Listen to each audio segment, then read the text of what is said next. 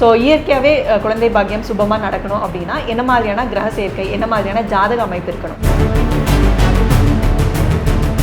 5-9 சம்மந்தப்பட்டு குழந்தை பிறந்ததுன்னா 100% அவங்களுக்கு. இப்போ குழந்தை பாக்கியத்தில் தடை ஏற்படுது அப்படின்னா ஜாதக ரீதியாக என்ன மாதிரியான அமைப்புகள் இருக்கு? குருக்கேது இருந்தால் கோடீஸ்வர யோகம்னு சொல்கிறீங்க, ஆனால் குருக்கேது இருக்கு நான் இன்னும் எதுவுமே பண்ண முடியலைங்கிறவங்களுக்கு என்னென்னா, குரு ராகு குருக்கேது ஒரு ஜாதகத்தில் சேர்ந்திருந்தால் அவங்களுடைய சொத்துக்களை.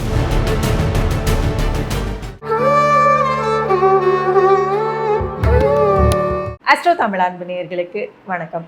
நம்ம சேனலில் தொடர்ந்து பார்த்தீங்கன்னா ஜோதிடம், ஆன்மீகம், வாஸ்து, நியூமராலஜி அப்படின்னு பல இன்ட்ரெஸ்டிங்கான விஷயங்கள் பல கேட்டகரியில் வந்து பார்த்துட்ருக்கோம். அந்த வகையில் இன்னைக்கு ஜோதிட ரீதியான விஷயங்கள் பேசுறதுக்காக நம்ம கூட ஜோதிடர் திருமதி திவ்யதர்ஷினி அவர்கள் இணைந்திருக்கிறாங்க. வணக்கம் மேடம், எப்படி இருக்கீங்க? வணக்கம், சிறப்பாக இருக்கேன்.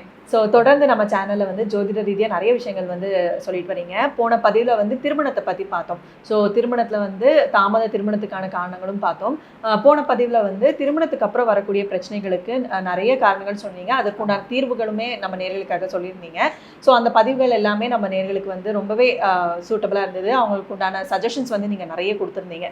ஸோ இன்றைக்கி நம்ம என்ன பார்க்க போகிறோம் அப்படின்னு பார்த்தீங்கன்னா, திருமணத்துக்கு அப்புறம் குழந்தை பாக்கியம்னு ஒரு விஷயம் இருக்குது. அதுதான் இருக்கிறதுலே முக்கியமான விஷயம்.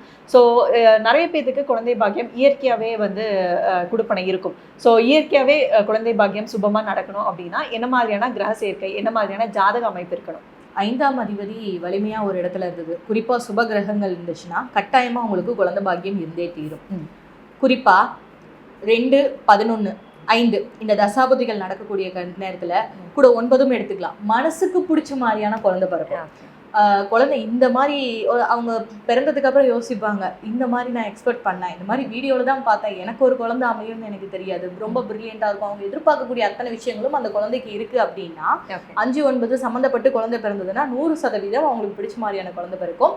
கூட அதே மாதிரி 2, 5, 11 இதையும் எடுத்துக்கலாம். ஓகே. ஸோ நல்லபடியான ஒரு குழந்தை பிறக்கணும் அப்படின்னா அவங்களோட திருமண வாழ்க்கையும் நல்லபடியாக அமைஞ்சிருக்கணும். கண்டிப்பாக. ஸோ அவங்களோட திருமண வாழ்க்கையும் இதில் இன்ஃப்ளூயன்ஸ் பண்ணுமா? 100%. தாம்பத்திய வாழ்க்கைங்கிறது நம்ம வந்து எல்லாருக்கும் முகூர்த்த நேரம்னு ஒன்று குறித்து கொடுப்போம், சாந்தி முகூர்த்த நேரம். ஆனால் எல்லாருக்கும் அதே நேரத்தில் அந்த குறிப்பிட்ட நேரத்தில் இணைவாங்களா அப்படிங்கிறது சொல்ல முடியாது. இன்றைக்கி பார்த்தீங்கன்னா முகூர்த்தம் அப்படிங்கிறதே ரொம்ப குறிப்பிட்ட முகூர்த்தம் தான். ஆனால் திருமணம் அதிகமாக இருக்கிறதுனால அப்போதைக்கு அதுக்கான அளவுக்கு ரெடியூஸ் பண்ணி தான் திருமண முகூர்த்தத்தை நிறைய பண்ண வேண்டியதாக ஒரு சூழ்நிலை ஏற்பட்டுச்சு. குறிப்பாக ஒரு உதாரணம் சொல்கிறேனே, சமையல் அறையில் தம்பதியர்கள் ஒன்று கூடினால் பிறக்கின்ற குழந்தையானது கொஞ்சம் கொடூர குணமுள்ள குழந்தையாக பிறக்கும் அப்படிங்கிறது இயல்பாகவே. இது நிறைய பெரியவங்களுக்கு தெரிஞ்சிருக்கலாம் அந்த நாளில். ஆனால் இந்த மாதிரி கூடக்கூடிய இடங்கள், கூடக்கூடிய நேரங்கள் அப்படிங்கிறது ஒன்று இருக்கு. ஏன் நரசிம்மர் அவதாரம் எடுத்து வராரு இல்லையா, இரண்யகசிபுவும் அவருடைய தம்பியும் இருக்காங்க இல்லையா, அவங்களே பாருங்க, அவங்களுடைய அப்பா அம்மா அவரு ரிஷி தான். அவர் தன்னுடைய மனைவி கிட்ட எவ்வளோ தூரம் எடுத்து சொல்லியும் அந்த அந்தி சாயக்கூடிய நேரத்தில் ஒன்றா சேர்ந்ததுனால அந்த அரக்கருடைய ஆத்மாவானது அந்த தாயுடைய வயிற்றுல, அந்த பெண்ணுடைய வயிற்றுல இருந்தது தான் அவங்க இரண்யகசிபு அவதரிச்சு வந்தக்கூடிய காலகட்டம். அதே மாதிரி ஆண் பெண் கூடக்கூடிய அந்த நேரமானது ரொம்ப ரொம்ப முக்கியம். அதன் அடிப்படையில் தான் அவங்களுடைய விதிங்கிறது இருக்குது. ஏற்கனவே அந்த ஆத்மா என்னவா இருந்ததோ அந்த கர்மாவும் சேர்ந்து வருது. ஓகே. ஸோ ஒரு சுபமாக குழந்தை பாக்கியம் இருக்கணும் அப்படின்னா என்ன மாதிரியான ஜாதக அமைப்பு இதெல்லாம் சொன்னீங்க. இப்போ குழந்தை பாக்கியத்தில் தடை ஏற்படுது அப்படின்னா ஜாதக ரீதியாக என்ன மாதிரியான அமைப்புகள்? இங்கேயும் சனி பகவான் பங்கு வகிப்பார். அதே மாதிரி 5ஆம் அதிபதி நாளில் இருக்கும்போது மருத்துவ செலவுகள் அதிகமாக பண்ண வேண்டிய சூழ்நிலை வருது. இந்த குரு ராகு குரு கேதுங்கிறது மேஜர் ரோல். திருமணத்துக்கு அப்புறம் குழந்தை பாக்கியம் தள்ளி போகுது அப்படின்னாலும் குரு நீசமா இருக்குங்கிறது தான் கொஞ்சம் தள்ளி போகும். அதுக்கு அடுத்தது குரு ராகுடைய இடத்துலையோ அல்லது கேதுடைய சாரத்திலையோ நின்றுச்சில ஒன்னா இருக்கு அப்படின்னா முதல்ல அந்த கிரக சேர்க்கைக்கு உண்டான வலிமையை தெரிஞ்சுக்கணும்.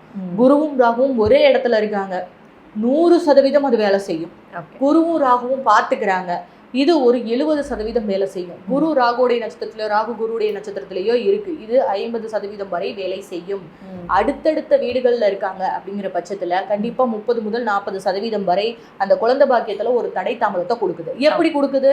முதல்ல திருமணம் ஆகி குழந்தை பாக்கியம் ஒண்ணு அபாஷன் ஆயிடுது, அல்லது குழந்தை பிறந்து முதல் குழந்தை தவறுது. இது மாதிரியான ஏதாவது ஒரு கஷ்டத்தினால மறுபடியும் 1 இயர் 2 இயர் தள்ளி போட்டுறாங்க. சில பேர் இயல்பாவே பாத்தீங்கன்னா இந்த குரு ராகு கேது இருக்கிறவங்க எல்லாம் பாத்தீங்கன்னா குழந்தை பாக்கியம் அமையறதுக்கே நிறைய மருத்துவ சிகிச்சை எடுக்க வேண்டிய நிர்பந்தம் வருது. ஸோ இப்போ வந்து குழந்தை பாக்கியத்துக்கு தடை தாமதம் இது எல்லாத்துக்குமே காரணம் சொன்னீங்க. இப்போ வந்து நீங்கள் சொன்ன மாதிரி மருத்துவ ரீதியாக வந்து நிறைய பேர் வந்து குழந்தை பெற்றுக்கிறாங்க இல்லைங்களா? ஸோ ஒரு டெஸ்ட் டியூப் பேபியாக இருக்கட்டும், இயற்கையாக இல்லாமல் ஐவிஎஃப் முறையில் வந்து நிறைய பேர் வந்து குழந்தை வந்து பெற்றுக்கிறாங்க. ஸோ இதுக்கெல்லாமே வந்து ஜாதக அமைப்பு எப்படி இருக்கும் மேடம்? இவங்களுக்கு பார்த்தீங்கன்னா குரு ராகு கேது இந்த சரி செயற்கை அப்படின்னாலே ராகு கேது தான். அது குருங்கிற காரகத்துவம் எதுன்னா குழந்தைக்கான காரகன். இதோட ராகு கேது சேரும் பொழுது அந்த செயற்கை கருத்தரிப்புக்கு உண்டான விஷயங்களை செய்யறாங்க. குறிப்பா பார்த்தீங்கன்னா இந்த ராகு சேரும் பொழுதுதான் குழந்தை பிறப்புக்காக அவங்க ஐவிஎஃப் மாதிரியான ட்ரீட்மெண்ட் எடுக்கிற விஷயங்கள் செய்யும்போது சக்ஸஸ் ஆகுது. நம்ம மற்ற விஷயங்கள்ல ராகு கேதுவை எடுக்கும்போது தோஷங்கள் தருது, பிரச்சனைகளை கொடுக்குது, இங்கேயும் குழந்தை பிறப்புக்கு பிரச்சனையை கொடுக்குது, நான் இல்லைன்னு சொல்ல வரல. ஆனா மருத்துவ சிகிச்சை மூலியமா அது யாருக்கெல்லாம் வெற்றி அடையுதுன்னு பார்த்தீங்கன்னா கோச்சாரத்திலேயோ தசா புத்தியிலேயோ ராகு மீது குரு வரக்கூடிய காலங்கள் அல்லது குரு மீது ராகு போகக்கூடிய காலங்கள், குரு தசை ராகு புத்தி அல்லது ராகு தசையில குரு புத்தி, இந்த மாதிரியான டைம்ல அவங்க போய் ட்ரீட்மெண்ட் எடுக்கும் பொழுது ஐவிஎஃப் மாதிரியான விஷயங்கள் இவங்களுக்கு பலிதமாகி குழந்தை பாக்கியத்துக்கு ஹெல்ப் பண்ணுது. இது கேதுவை விட ராகு தான் அதிகம் ஹெல்ப் பண்ணுது. இப்போ வந்து அந்த மாதிரி ட்ரீட்மெண்ட்ஸ் போயுமே வந்து நிறைய பேருக்கு குழந்தை இருக்கிறது இல்லை. அவங்க எல்லாம் என்ன பண்றாங்க அப்படின்னா வாடகை தாய் மூலியமா குழந்தை பெற்றுக்கிறாங்க. ஸோ இந்த மாதிரி விஷயங்கள்லாம் வந்து என்கரேஜ் பண்றாங்க, டாக்டர்ஸ் என்கரேஜ் பண்றாங்க. ஸோ அதற்குண்டான ஜாதக அமைப்புமே இருக்கா? சூரியன் சனி, சூரியன் சுக்கிரன், இந்த சூரியன் சனி இருக்கவங்க இயல்பாகவே சீக்கிரமாக திருமணத்துக்கு பிறகு குழந்தை பாக்கி அமைஞ்சிருச்சுன்னா அப்படியே விட்டுருங்க. அதை போஸ்ட்போன் பண்ணலாம். 6 மாதத்துக்கு அப்புறம், 3 மாதத்துக்கு அப்புறம் அல்லது 1 வருஷத்துக்கு அப்புறம் தள்ளி போட்டிங்கன்னா கண்டிப்பாக அடுத்தது குழந்தை அமைவது கஷ்டம். சூரியன் சுக்கிரனோட இணையக்குள்ள என்ன ஆகுதுன்னு பார்த்தீங்கன்னா இயல்பாகவே அந்த ஹார்மோனுக்கு காரக கிரகமானது சுக்கிரன். இது சூரியனோட இணையும் போது உடலில் உஷ்ணத்தன்மை அதிகமாகி அந்த விந்தனோட உயிர்ப்புத்தன்மை அப்படிங்கிறது குறைவாக போயிடுது. அதனால் அவங்களுக்கு அந்த குழந்தை பெற்றுக்கக்கூடிய தகுதிங்கிறது கம்மியாயிடுது. சூரியன் சனி இருக்கவங்க தான் வாடகை தாயை நோக்கியே போறாங்க. Okay okay. ஸோ இப்போ வந்து நிறைய பேர் வந்து அடாப்டட் சில்ட்ரன்ஸ் எல்லாம் வந்து தத்தெடுத்து வளர்க்குறாங்க இல்லைங்களா? ஸோ அதற்குண்டான அமைப்பு, ஏன்னா இப்போ குழந்தையே பிறக்காது அப்படிங்கிற ஒரு சூழ்நிலையில கடைசியா ஒரு ஆப்ஷனா அதுக்கு ட்ரை பண்றாங்க. ஸோ அந்த மாதிரியான ஜாதக அமைப்பு எப்படி? அடாப்ஷன் வந்து 8ஓட தொடர்பு கொண்டாலே, குரு 8ஓட தொடர்பு கொண்டாலும் சரி, 12ஓட தொடர்பு கொண்டாலும் சரி, தர்ம கர்மாதிபதி யோகம் இருக்கவங்களும் தனக்கு குழந்தை இல்லைங்கிற பட்சத்துல இன்னொரு குழந்தையை எடுத்துட்டு வந்து வளர்க்குறாங்க. இது ரொம்ப பெரிய சொல்யூஷன். ஜாதக ரீதியாகவுமே வந்து பாத்தீங்கன்னா ஒரு பெரிய பரிகாரமா கருதப்படுது. அந்த நாள்ல வந்து எப்படி சபரிமலையில ஐயப்பனை வந்து குழந்தை இல்லாத அந்த தம்பதி தூக்கிட்டு வந்ததும் தனக்கு ஒரு குழந்தை பிறந்ததோ அது மாதிரி இந்த குரு ராகு குரு கேது இருக்கவங்க, இல்ல 5ஆம் இடம் பலவீனமா இருக்கிறவங்க ஒரு அனாதை குழந்தையோ அல்லது வேற ஏதாவது ஒரு இடத்துல இருந்து குழந்தைய கஷ்டப்படுற இடத்துல இருந்து குழந்தைய எடுத்துட்டு வந்து வளர்த்துறாங்க அப்படிங்கிறப்ப அவங்களுக்கு ஆட்டோமேட்டிக்கா இன்னொரு குழந்தை பாக்கியத்தை கொடுக்குறாரு. அல்லது கிடைச்ச குழந்தையே இவங்களுக்கு பெற்ற குழந்தையை விட 10 மடங்கு அதிகமா பலனை தராங்க. Okay okay. ஸோ இவ்வளோ நேரம் வந்து இந்த குரு ராகு குரு கேது இந்த காம்பினேஷன்ல வந்து குழந்தை பாக்கியத்துக்கு எப்படி எஃபெக்ட் பண்ணுது அப்படிங்கிற மாதிரி பார்த்தோம் இல்லைங்களா? ஸோ இந்த காம்பினேஷன் அடுத்ததா என்ன மாதிரியான விஷயங்கள்ல பாதிக்கப்படுது அப்படின்னு பார்க்கும்போது கடன் சார்ந்த விஷயங்கள்ல நிறைய பாதிக்கப்படுது அப்படின்னு சொல்லி கேள்விப்படுறோம். ஸோ உண்மையாலுமே இந்த குரு ராகு குரு கேது இந்த மாதிரியான கிரக சேர்க்கைகள் கடன் அப்படிங்கிற ஒரு விஷயத்துல என்ன மாதிரியான தாக்கத்தை வந்து ஏற்படுத்துது? இதை 2 விதமா எடுத்துக்கலாம். முதல்ல கடன் வாங்கிட்டு கட்ட முடியாம பாதிக்கப்படுறவங்க, இன்னொன்னு கடனை கொடுத்துட்டு கொடுத்த கடன் வர முடியாம பாதிக்கப்படுறவங்க. இந்த 2 விஷயத்தை எடுத்துக்கலாம். முதல்ல வாங்கின கடனை கட்ட முடியாம தவிக்கக்கூடிய ஜாதகங்கள். கொஞ்ச நேரத்துக்கு முன்னாடி நம்ம பேசிட்டு இருந்தோம், அந்த குரு கேது இருந்தாலே அது கேல யோகம்னு சொல்லுவாங்க. அது யோகமா அல்லது சாபமா அப்படிங்கிறது அவங்க வாழக்கூடிய அந்த வாழ்க்கை முறையை பொறுத்து தான் இருக்கு. குரு ராகு குரு கேது ஒரு ஜாதகத்தில் சேர்ந்திருந்தால் அவங்களுடைய சொத்துக்களை அவங்களால முதல்ல தக்க வச்சுக்க முடியாது. இது முதல் பாயிண்ட். இவங்க என்ன பண்ணணும்னா தன்னுடைய மனைவி பேர்லையோ அல்லது அம்மா பேர்லையோ அல்லது அசையா சொத்துக்கள் ரொம்ப நாளைக்கு லாங் டேர்ம்ல இருக்கக்கூடிய போஸ்ட் ஆஃபீஸ் ஸ்கீம் அல்லது பேங்க் சம்மந்தப்பட்ட இடத்துல இருக்கிற மாதிரி போட்டு வச்சிடறது நல்லது. இல்லைன்னா குரு ராகு சேர்க்கை பெரிய செல்வத்தை தரும், அதுல மாற்றம் இல்லை. ஆனா ஒரு நொடியில ஒரு சின்ன முடிவுல அத்தனையும் இழந்துருவாங்க. இதே மாதிரிதான் குரு கேதுக்கும் நல்ல கோடீஸ்வர யோகத்தை தரும். இதுல குரு கேது இருந்தா கோடீஸ்வர யோகம்னு சொல்றீங்க, ஆனா குரு கேது இருக்கு நான் இன்னும் எதுவுமே பண்ண முடியலைங்கிறவங்களுக்கு என்னன்னா குரு சில நல்ல இடங்கள்ல இருக்கும்போது கடகம் மகரம் குருடைய வீடுகளான தனுசு மற்றும் மீனம் இந்த மாதிரியான இடத்துல இருக்கும்போது 100% அந்த குருவானது கோடீஸ்வர யோகத்தை தருது. மற்றவங்களுக்கு அவங்க ஜாதக அமைப்பை பொறுத்து அது மாறுதல், அது எந்த அளவுக்கு அப்படிங்கிறது மாறுதல் இருக்கு. ஆனா இந்த குரு கேது இருந்துட்டாலே கடன் வட்டி இது போய்கிட்டே இருக்கு. இதுக்கும் கட்டுப்படாத சில ஜாதகங்கள் இருக்கு. இந்த விதிக்குள்ள அடங்காத இது எதுல இருக்குன்னு பாத்தீங்கன்னா இந்த குரு கேது வரும்பொழுதோ குரு ராகு வரும்பொழுதோ ஆன்மீக ரீதியான சிந்தனையில இருக்கவங்க, தியான பயிற்சிகளை அதிகம் மேற்கொள்றவங்க அல்லது ஒரு சித்தருடைய வழிபாடுகளை அதிகம் எடுத்து செஞ்சிட்டு இருக்கவங்க, சித்தர்னா நீங்க யாரை வேணாலும் இருந்துக்கலாம், இந்த உலகத்தில் வாழ்ந்து இறந்த ஒருத்தரை கெட்டியமா பிடிச்சிக்கும் பொழுது அவங்களுக்கு இந்த கடன் சுமை சம்பந்தப்பட்ட பாதிப்புகள் வர்றதுக்கு முன்னையே தடுக்கப்படுது. அந்த ஒரு குருமாருடைய ஆசீர்வாதத்தினால அவங்க அதை அப்படியே கடந்து போறாங்க. ஜோதிடம் பார்க்குறவங்க, இந்த தறி தொழில் நெய்யறது சொல்லுவாங்களே, நெசவு தொழில் நெய்யறது சொல்லுவாங்களே, அந்த மாதிரியான ஆட்களை இந்த குரு கேது பெரிய அளவில் பாதிக்கிறது இல்லை. அவங்கள அது வந்து ஒரு மேலோட்டமா வந்து டச் பண்ணி தான் போகுது. மற்றவர்களுக்கு ரொம்ப மிகப்பெரிய பாதிப்பு அது தருது. அது எப்படின்னா லைஃப்ல நான் அடுத்த நாள் இருப்பனா சாவனா அப்படிங்கிற அளவுக்கு கொண்டு போய் விட்டுருது. இது எல்லாமே அவங்க எடுக்கக்கூடிய ஒரு சின்ன முடிவு. அவங்களுக்கு மிகப்பெரிய சொத்துக்களையும் சேர்த்துறாங்க. அப்பா அம்மா சம்பாதிக்கிறத விட 10 மடங்கு அதிகமாக சம்பாதிக்கிறாங்க. சம்பாதிச்சு ஏதோ ஒரு இடத்துல லாஸ் பண்றாங்க. ரெண்டாவது, குரு என் கடனை கொடுத்துட்டேங்க, கொடுத்த கடனை வாங்க முடியலங்கிறவங்க, குருவுக்கு கேதுவுக்கு குரு 6 8 வருது பார்த்தீங்களா, இவங்கெல்லாம் கடன் கொடுக்கும் பொழுது இது கோச்சாரத்துலேயும் இதெல்லாம் நம்ம எடுத்துக்கணும்.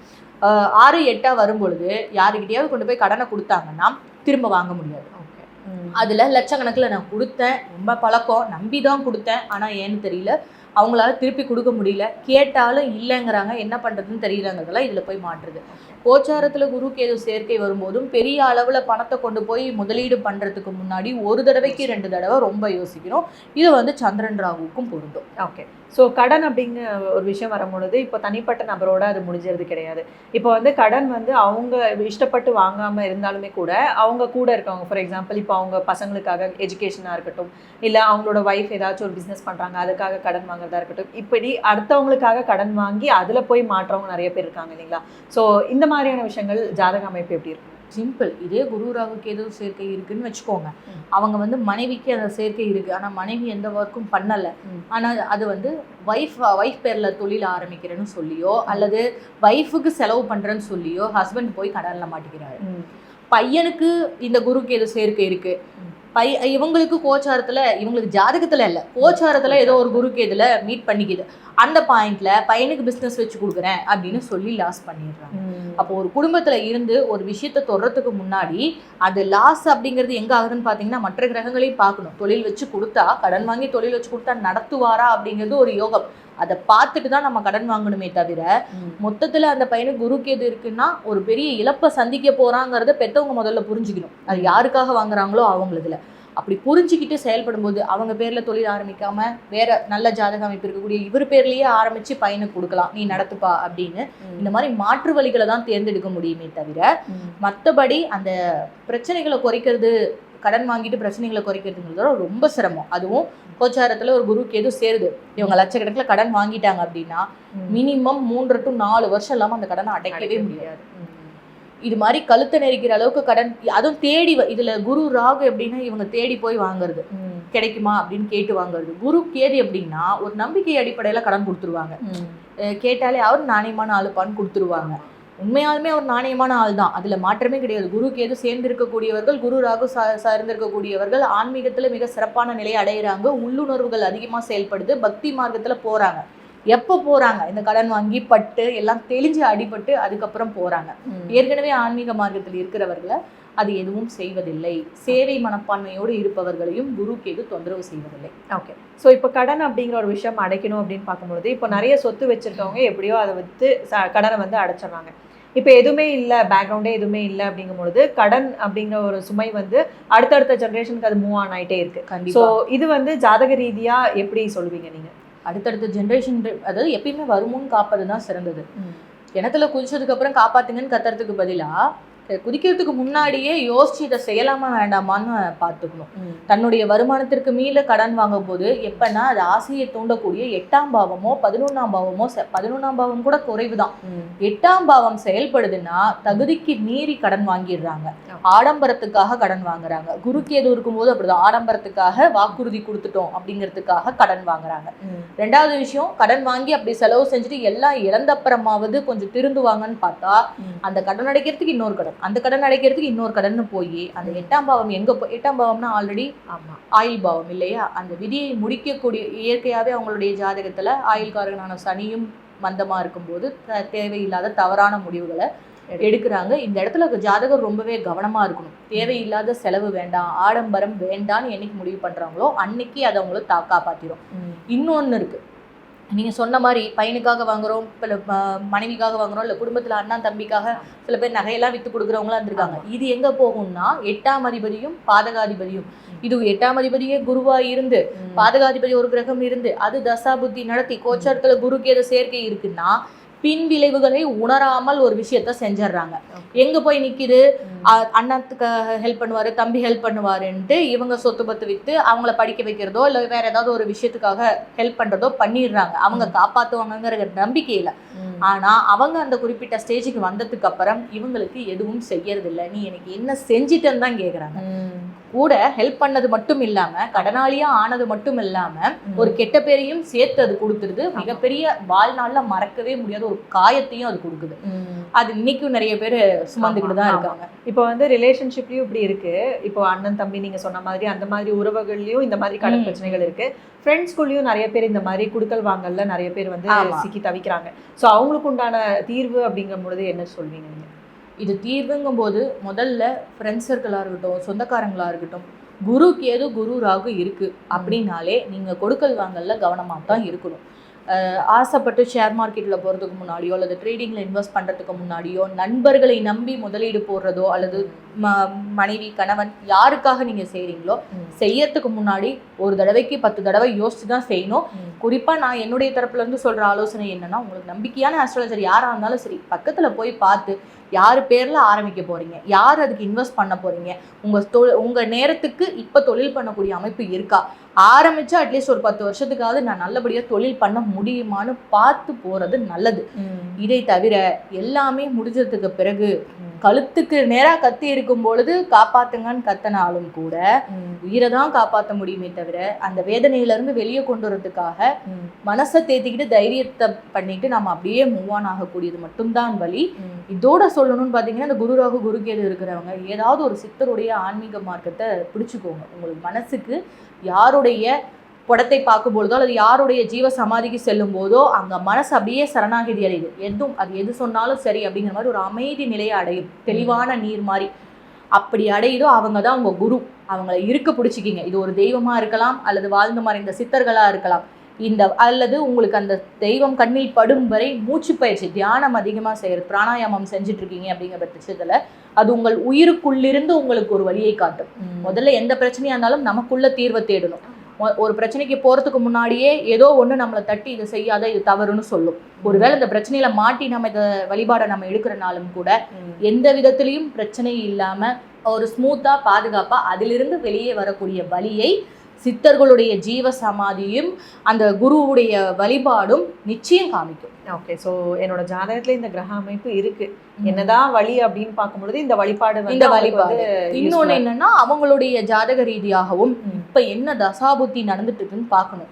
உடனே வெளியே வரக்கூடிய சூழ்நிலை இருந்தாலும் உண்டு, அல்லது இது சில காலங்களுக்கு தொடரும் அப்படிங்கிறதும் இருக்கு. அது அவங்களுடைய ஜாதகம் பார்த்து தான் நம்ம சொல்ல முடியும். ஓகே, ஸோ இப்போ வந்து கடன் அடைக்கணும் ஏதாச்சும் ஒரு வழி கிடைக்குது அப்படின்னு பார்க்கும்பொழுது அவங்களோட வருமானம் ஒன்று தான் அவங்களுக்கு ஆனால் ஒரு இதாக இருக்கும். ஸோ வருமானமே கம்மியாக இருக்கு, செலவெல்லாம் போக ஒன்றுமே நிற்க மாட்டேங்குது. வருமானம் அதிகரிக்கணும் அப்படின்னா அவங்க ஜாதக அமைப்பில் ஏதாவது வழி இருக்குமா?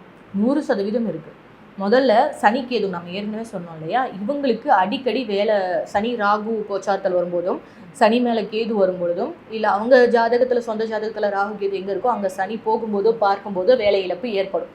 இந்த சூழ்நிலையை புரிஞ்சு எப்படி ஏற்படுது அப்படின்னா, ஹையர் அஃபிஷியல் பண்ணுற விஷயங்கள் அல்லது அந்த ஒர்க் ஏரியாக்குள்ளே இருக்கக்கூடிய விஷயங்கள் இந்த ஜாதகருடைய கண்ணுக்கு அப்போ அதிகப்படியான கோபத்தை ஏற்படுத்தும். அதுக்கு முன்னாடியும் அப்படி தான் இருந்திருக்கும். அது வரைக்கும் அவருக்கு அது பெருசாக தெரிஞ்சிருக்காது. இப்போ தான் அவருக்கு எல்லாமே கேட்கணும் செய்யணும்னு தோணும். அது மட்டும் இல்லாமல் இந்த நேரத்தில் என்ன பண்ணிடுவாங்கன்னா, இவங்களுக்கு உயர் அதிகாரி போஸ்ட்டில் இருக்கவங்க இவங்களுக்கு சப்போர்ட் பண்ண மாட்டாங்க. எடுத்தமா கௌத்தமானு பேசுறதுனால அந்த உணர்ச்சி வசப்படுறதுனால அங்கேருந்து வெளியே வந்துடுறாங்க. இவங்க கொஞ்சம் கூடுதல் கவனத்தோடு இருக்கிறது அப்படிங்கிறது நல்லது. ரெண்டாவது விஷயம், நீங்கள் சொன்ன மாதிரி வருமானத்துக்கு உண்டான கிரகம் உங்கள் ஜாதகத்தை எடுங்க. உங்கள் ஜாதகத்தில் உங்களுக்கு வருமானத்தை தரக்கூடியது 2ஆம் பாவம். இன்னொன்று அது லாபமாக மாறுதா அப்படின்னு பார்க்கறது 11ஆம் பாவம். இந்த கிரகம் ரெண்டுமே ஒன்றா இருந்தால் நீங்கள் அந்த அதிபதியை தொடர்ந்து வழிபட்டு வரலாம். இல்லைன்னா இருக்கிறதுலையே சிம்பிளான வழி, உங்களுடைய ஜாதகத்தில் எது வந்து உயர்ந்த பாகை பெற்ற கிரகமோ அது நிச்சயம் உங்களுக்கு பணத்தை தந்தே தீரும். அதில் மாற்றமே கிடையாது.